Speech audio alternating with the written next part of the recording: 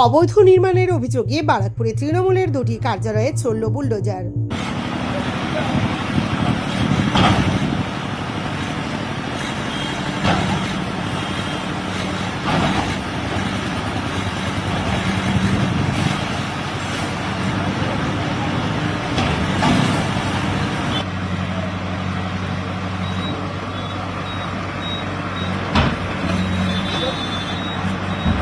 অবৈধ নির্মাণের অভিযোগে বারাকপুর পুরসভার অন্তর্গত তৃণমূলের দুটি কার্যালয়ে চলল বুলডোজার।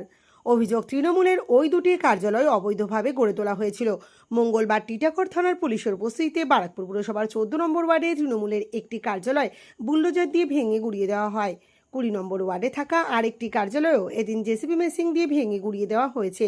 যদিও বারাকপুর পুরসভার 20 নম্বর ওয়ার্ডের বিদায়ী কাউন্সিলর রমেশ সাউয়ের দাবি, ওই জমিটা পূর্ত দপ্তরের নয়। সুজিত সাহা নামে এক ব্যক্তির ওখানে একটা সাইকেলের দোকান ছিল। ওনার ছেলের কাছ থেকে তিনি জমিটা কিনে সেখানে পার্টি অফিস গড়ে তুলেছিলেন, কিন্তু ওই পার্টি অফিস ভেঙে গুড়িয়ে দেওয়া হয়েছে। তার অভিযোগ, রাজনৈতিক প্রতিহিংসাবশত ওই দলীয় কার্যালয়টিকে ভেঙে গুড়িয়ে দেওয়া হলো। যাই হোক, আমরা তো পিডাব্লিউতে নেই। আমরা এই জমিটা যার নামে ছিল, একজনের পুরনো, গোটা 80 বছর ধরে এখানে সকল পাড়ার লোক জানে, বয়স্ক সুধীর সাহা বলে, তার নামে ছিল। সাইকেল দোকান ছিল। সাইকেল দিয়েও যখন বয়স হয়ে গেছে, ওর ছেলে বললো, রমেশ দা, আমি এই জায়গাটা বিক্রি করে দেবো। আমি বললাম, বিক্রি করলে আমাকে দিয়ে দে। তো বিক্রি করলো, কাগজও আছে। আমি ওর বাবা মারাও গেছে, তার নামে আমি পিছনে একটা মন্দিরও বানিয়েছি। ওর নাম লেখা আছে, আমারও নাম লেখা আছে, ওরও নাম লেখা আছে, পিছনে মন্দিরও বানিয়ে দিয়েছে। ওর একটা লেখাপড়া ফুট পেপারের কাগজ ধরে লেখালেখি আছে। মানে এটা কোনো দখলের না। প্রশাসনকে জানিয়েছেন যে কাগজ আছে আপনার কাছে? আমি তো এখন রিসেন্ট আগে আমি জানলাম, আর কী করে জানলাম? আগে জানতেন না? আমি এই তো বাস জাস্ট এখন জানলাম। আগে জানতেন না যে ভালো হবে? কী করবেন এখন? আমি কী করবো, এখন আইন যা বলবে তাই শুনতে হবে আমাকে। আমি তো আটকালে তো আটবে না।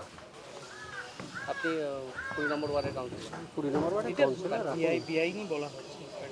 এখন দেখো, সরকার যদি ভাঙতে চায়, সে আমার বাড়িও ভাঙতে পারে, সে আমি আটকাতে পারবো না। আমার নিজের জমি থাকলেও ভেঙে দিলে আমি আটকাতে পারবো না। তারপরে আমাদের যা করা আছে আমি করে আইনে যা। কী মনে হচ্ছে এটা কেন হচ্ছে? এটা দল বদল, সরকার নতুন এসছে, তাই জন্যে। তো রাজনীতিকরণ না, এটা রাজনীতিকরণই তো হলো না এটা।